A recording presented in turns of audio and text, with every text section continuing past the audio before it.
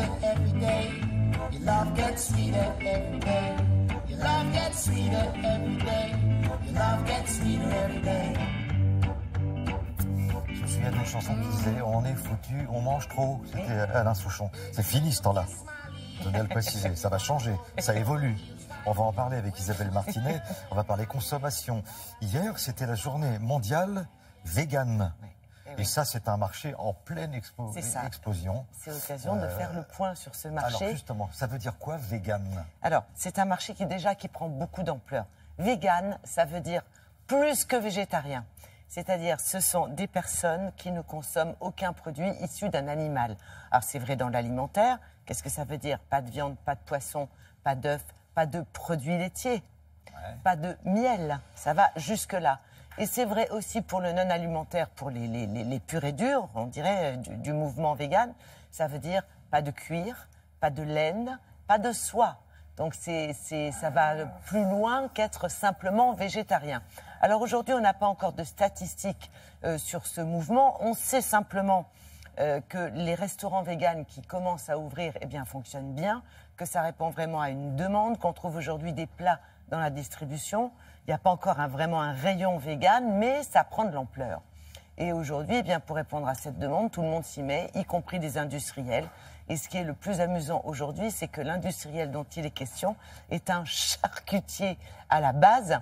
C'est un gros industriel qui prépare de la charcuterie, des plats cuisinés, qui dispose d'un laboratoire, d'un chef, et donc qui sont en pleine recherche aujourd'hui encore, exactement, pour répondre à la demande. Et ce chef, travaille à la conception de nouvelles recettes pour remplacer les protéines animales par des protéines végétales. C'est pas forcément évident, c'est beaucoup de travail comme il nous l'explique, mais on y arrive puisqu'on a déjà un certain nombre de produits qui sont proposés dans la distribution. Nous nous sommes rendus en Vendée, à Pouzauges précisément, pour voir comment on travaille dans ce laboratoire.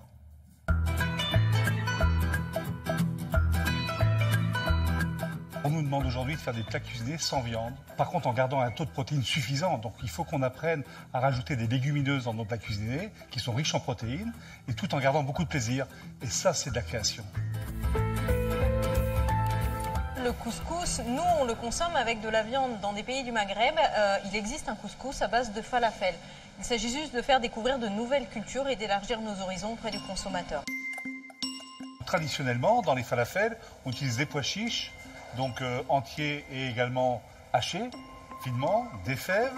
Et puis, nous, dans nos falafels, pour avoir un apport protéique plus important, on utilise également de la farine de pois jaune. Ça garantit tous les apports nutritionnels recommandés pour un adulte qui vit normalement dans la journée. Alors pour faire du végétal gourmand, il faut faire de la bonne cuisine, utiliser des bonnes épices, des bons aromates.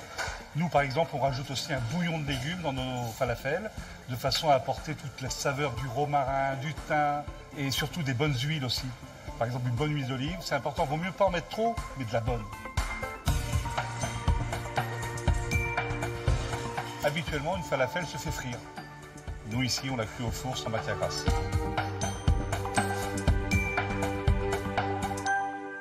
Nous développons aujourd'hui une quinzaine de références végétales, dont des plats cuisinés et dont une référence de nuggets qui plaît beaucoup aux enfants. Dans ces nuggets, il y a du pois, du blé, du soja et des blancs d'œufs, et bien sûr un petit peu d'assaisonnement. Il y a autant de protéines que dans les escalopes de poulet. Notre seule contrainte, c'est que sur nos lignes de production, il n'y ait aucune trace de protéines animales.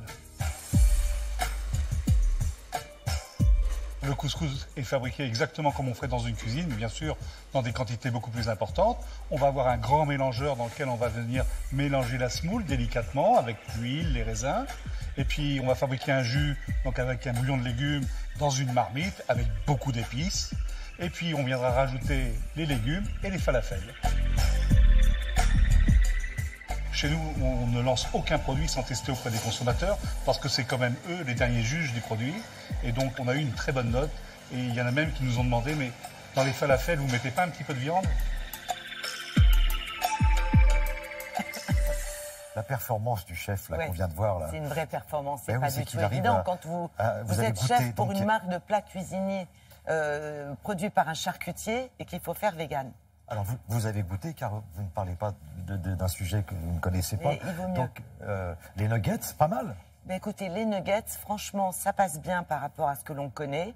Et il a raison, c'est vrai que ça, on pourrait croire qu'il y a quelques protéines animales.